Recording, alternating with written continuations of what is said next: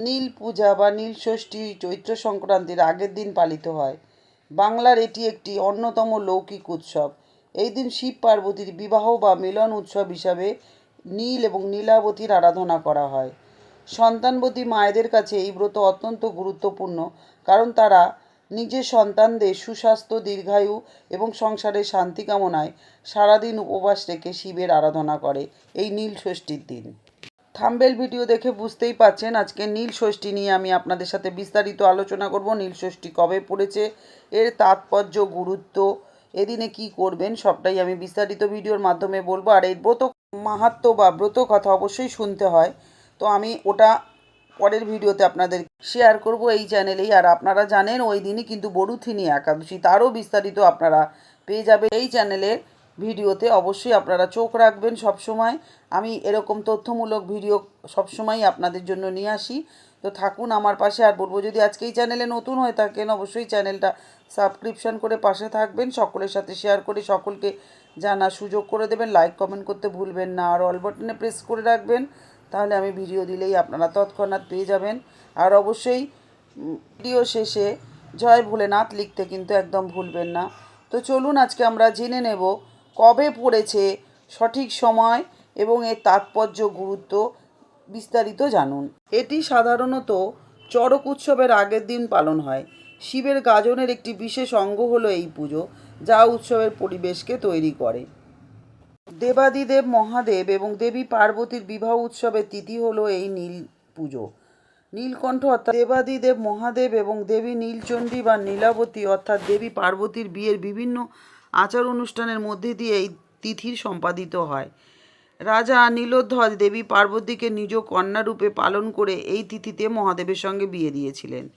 নীলযাত্রার অনুষ্ঠান শিবের গাজনের একটি অঙ্গ, তবে এই অনুষ্ঠান একদিনের নয় কিন্তু। সমস্ত চৈত্র মাসে অনেকেই সন্ন্যাস ব্রত রাখেন, আপনারা সেটা দেখেছেন, অনেকেই সন্ন্যাস রাখে, ভিক্ষা চায়, একটা মালসা হাতে করে সারাদিন ওরা ভিক্ষা করে ওই ভিক্ষার খাবারটাই খায়। সারা মাস তারা এরকম সন্ন্যাস পালন করার পর শিবের পুজো করে চৈত্র সংক্রান্তির আগের দিন অর্থাৎ চড়কের আগের দিন পালন করেন এই নীল ষষ্ঠী বা নীল পুজো।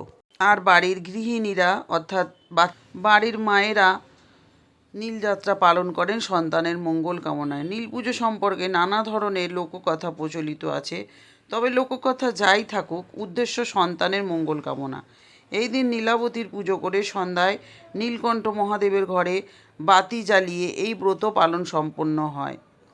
নীলের বাতি আমরা যাকে বলি সন্ধেবেলায়, সেটা দেওয়া হয়। আমি বিস্তারিত আপনাদেরকে বলবো কবে নীল পুজোর সঠিক সময়। আমাদের বাঙালিদের 12 মাসে 13 পার্বণ, আপনারা জানেন। মূলত মহিলারাই সংসারের শান্তির জন্য এই পুজো করে থাকেন।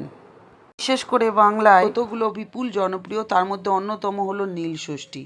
সন্তানের মঙ্গল কামনায় এই ব্রত পালন করেন মায়েরা। নীলের ঘরের বাতি দেন। নীল হলে নীলকণ্ঠ অর্থাৎ শিব। চৈত্র সংক্রান্তির আগের দিন নীল বা চড়ক পুজোর আগের দিন নীল ষষ্ঠী পালিত হয়। স্বয়ং দেবাদিদেব মহাদেব এবং দেবী পার্বতীর বিবাহ উৎসবের তিথি হলো এই নীলযাত্রা। নীলকণ্ঠ অর্থাৎ দেবাদিদেব মহাদেব এবং দেবী নীলচণ্ডী বা নীলাবতী অর্থাৎ দেবী পার্বতীর বিয়ের বিভিন্ন আচার অনুষ্ঠানের মধ্যে দিয়ে পালিত হয় এই তিথি। সমস্ত আচার অনুষ্ঠান সম্পাদন হয়। রাজা নীলধ্বজ দেবী পার্বতীকে নিজ কন্যারূপে পালন করে এই তিথিতে মহাদেবের সঙ্গে বিয়ে দেন। নীলযাত্রার অনুষ্ঠান শিবগাজনের একটি অঙ্গ, তবে এই অনুষ্ঠান কিন্তু একদিনের নয়। সমস্ত চৈত্র মাসভর যে সন্ন্যাস ব্রত রাখেন ভক্তরা, তারপর এই নীল পুজোর দিন শিব পুজো করেন, অর্থাৎ চৈত্র সংক্রান্তির আগের দিন এই নীল উৎসব তারা পালন করেন। গৃহিণীরা নীলযাত্রা পালন করেন তার সন্তানের মঙ্গল কামনায়। আগামী 29শে চৈত্র 13ই এপ্রিল সোমবার নীল পুজো অনুষ্ঠিত হবে।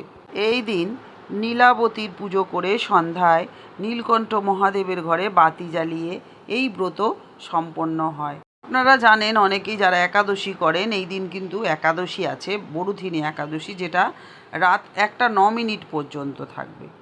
আর অমৃতযোগ থাকছে 13ই এপ্রিল সকাল 7:03 থেকে পুনরায় 10:22 গতে 12:52 মধ্যে। তারপর সন্ধ্যা 6:38 গতে 8:56 মধ্যে। পুনরায় আবার 11:14 গতে 2:18 মধ্যে অমৃতযোগ। আর মাহেন্দ্র যোগ হচ্ছে দুপুর 3:22 গতে বিকেল 5:02 মধ্যে। এই হলো নীল পুজোর সময়সূচি।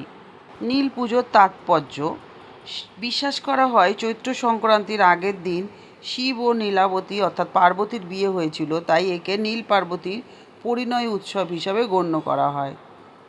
আর বাংলার মায়েরা তাদের সন্তানকে রোগ ব্যাধি এবং অকাল মৃত্যু থেকে রক্ষার জন্য এই দিন নির্জলা উপবাস করে নীলকণ্ঠ মহাদেবের পুজো করেন। পৌরাণিক বিশ্বাস অনুসারে এই ব্রত পালনে সন্তানেরা দীর্ঘায়ু এবং সুখী হয়। এটি নীলচণ্ডী বা নীলাবতীর কৃপা লাভের একটি উৎসব। নীল পুজো করবেন আপনারা কি কি দ্রব্য দিয়ে সেগুলো একটু জেনে নিন। শিবলিঙ্গে গঙ্গা জল, কাঁচা দুধ, ডাবের জল, ঘি, মধু এবং সামান্য হলুদের রস ও সামান্য বেদানার রস মিশিয়ে অভিষেক করুন। এই দিন শিবকে বেলপাতা, আকন্দ ফুল, ধুতরা ফুল এবং নীলকণ্ঠ বা নীল অপরাজিতা ফুল অবশ্যই অর্পণ করবেন। আর যখন শিবলিঙ্গে বেলপাতা এবং দুধ অর্পণ করবেন সেই সময় ভগবানের পঞ্চাক্ষরী মন্ত্র ওম নমঃ শিবায় মন্ত্রটা জপ করে তারপরে জল ঢালবেন।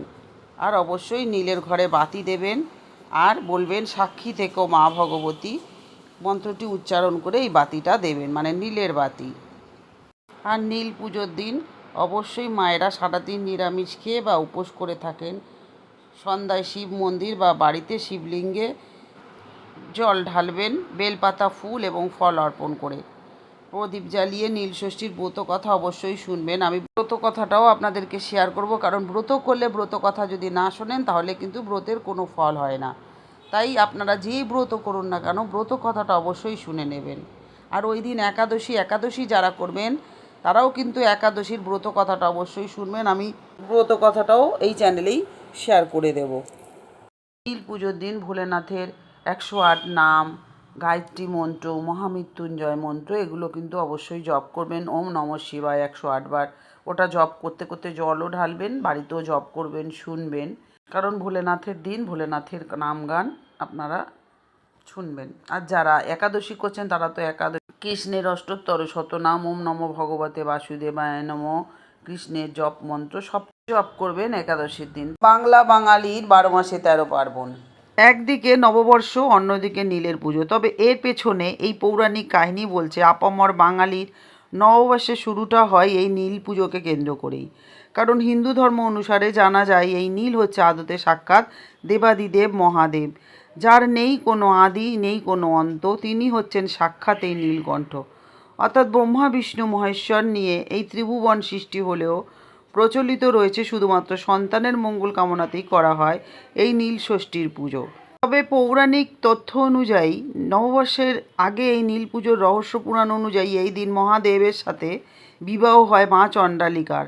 আসুন আজকে আমরা নীল ষষ্ঠীর ব্রত কথাটা শ্রবণ করি।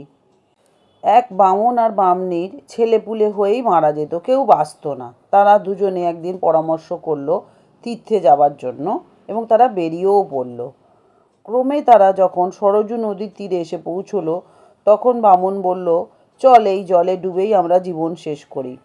বংশ রক্ষার জন্য যখন একটি ছেলেও রইল না তখন বেঁচে থেকে আর কি লাভ বলে তারা নদীতে নামতে গেল।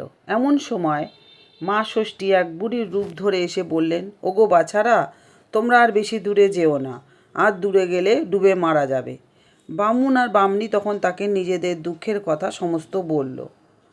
মা ষষ্ঠী সব শুনে বললেন, দোস্ত তোমাদেরই বাছা, সদ্যজাত শিশুর কান্না শুনে অহংকারে মত্ত হয়ে তোমরা সবসময় আমায় বলতে, বাবা আপদ গেলে বাঁচি। কখনো বলেছ কি যে আহা ষষ্ঠীর দাস বেঁচে থাক? এই পাপেই তোমাদের এই দুর্দশা। বামনি তখন বুড়ির পায়ে ধরে বলল, তুমি কে বলো মা? বুড়ি বললেন, আমিই তোমাদের মা ষষ্ঠী। তখন বলল, মায়ের উপায় বলুন। তখন বললেন, শোন, এই চৈত্র মাসে সন্ন্যাস গ্রহণ করবি আর শিব পুজো করবি। সংক্রান্তির আগের দিন উপোস করে থেকে নীলাবতীর পুজো করে নীলকণ্ঠ শিব ঘরে বাতি জেলে দিবি। তারপর আমায় প্রণাম করে জল খাবি। একেই বলে নীল ষষ্ঠী। দেবী এই কথা বলে অদৃশ্য হয়ে গেলেন। এরপর বামুন আর বামনি দেশে ফিরে এসে নীলের দিন খুব ভক্তি আর নিষ্ঠার সঙ্গে নীলষষ্ঠী পালন করলো। এর ঠিক কিছুদিন পরেই মা ষষ্ঠীর দয়ায় বামন আর বামনির একটি সুন্দর ছেলে হলো। মা ষষ্ঠীর কথা মতো তার কোনো অনিষ্ট হলো না। বামনির ব্রতের মাহাত্ম্য দেখে দেশে দেশে সবাই এই ব্রত পালন করতে আরম্ভ করলো। এই ব্রতের ফল, ছেলে মেয়ের মায়েরা নীলষষ্ঠী ব্রত করলে তাদের সন্তানের কোনো দিন কোনো অনিষ্ট হয় না, আর অমঙ্গলও হয় না। জয় মা ষষ্ঠীর জয়। অথ নীলষষ্ঠীর ব্রত কথা সমাপ্ত। জয় ভোলেনাথ, সকলের মঙ্গল করো। আশা করি ভিডিওটা সকলের ভালো লেগেছে, তাই ভিডিওটি সকলের সাথে শেয়ার করে সকলকে ব্রত কথা শোনার সুযোগ করে দেবেন। যারা ব্রত করেছেন তাদের জন্য এটা খুব গুরুত্বপূর্ণ। এই দিন যারা উপোস রাখছেন তারা অবশ্যই ভোলেনাথের নাম কীর্তন করবেন, আপনারা শিব চালিসা পাঠ করবেন, ভোলেনাথের 108 নাম শ্রবণ করবেন বা পাঠ করবেন। আমার এই চ্যানেলে দেওয়া আছে, আপনারা দেখে নেবেন। শিব চালিসা, ওম নমঃ শিবায়ও আপনারা পাঠ করতে পারেন 108 বার সারাদিন। তো যাই হোক, আজকে বলবো এতক্ষণ আমার সাথে থাকার জন্য অনেক ধন্যবাদ। সবাই ভালো থাকুন, সুস্থ থাকুন, ভোলেনাথ সকলের মঙ্গল করুক, এই বলে আজকে ভিডিও শেষ করি। আবার দেখা হবে নতুন আরেকটা ভিডিও নিয়ে। ওম ত্রাম্বাকম যজামহে সুগন্ধিং পুষ্টিবর্ধনম উর্বারুকমিব বন্ধনান মৃত্যুর মুক্ষীয় মামৃতাৎ। জয় ভোলেনাথ, জয় শিব শম্ভু।